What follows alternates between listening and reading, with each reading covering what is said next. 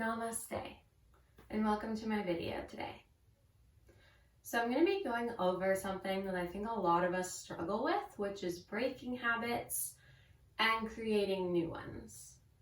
Now I know everybody gets the basic concept of you have to do things for a certain amount of days to make a habit, and it's really easy to break good habits, but we don't even know we're forming bad habits, and then we have them and it makes things really complicated.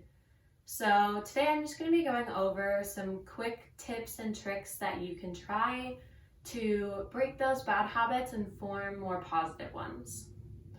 So the first thing I want to talk about is getting to know yourself. If you don't know all the different things about yourself, when your energy levels are higher or lower, or the self-care that you're using to give yourself the energy and motivation to actually stick to habits, it's going to be really difficult to create positive change in your life. So the more you get to know yourself, the things that you have that are strengths and weaknesses, the more likely you're going to be able to use those things to your advantage to actually create the habits and the change that you want to see in your life. The next thing I want to talk about is taking it slow.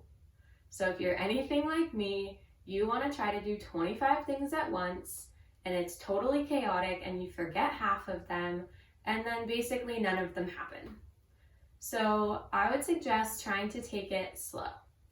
Maybe try one or two that are similar, or even just at the opposite sides of the day, so that you can have a better chance of actually doing them. If you try to change too many things, you're just going to become stressed and overwhelmed because we already have enough going in our day. We don't want to add more stress. We want to do things that make life easier and make those positive habits in the most convenient way possible. Along with that comes the third idea, which is setting yourself up for success. So if you want to be successful in creating a new habit or breaking an old one, set yourself up for success. If you want to do something like journal in the morning, put that journal out the night before with whatever pen or pencil you want to use right in the way so that you have to acknowledge it in the morning. Because you're way more likely to do it if you see it, or if it's on top of your coffee maker, or wherever you find that you go a lot, that you are probably going to at least do a little bit of it instead of just moving it out of the way. Another thing is just giving yourself the best and most calm experience. When you wake up and you're ready to go, make sure that you don't have a lot of clutter around.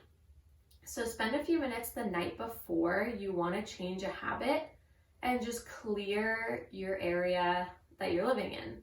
So clean the kitchen up a little bit, maybe pick up some clutter you have in your bathroom or your living room or your bedroom. Just make everything much more calm so when you wake up, you aren't automatically starting the day stressed and overwhelmed by all these things going on in your little world, in your house.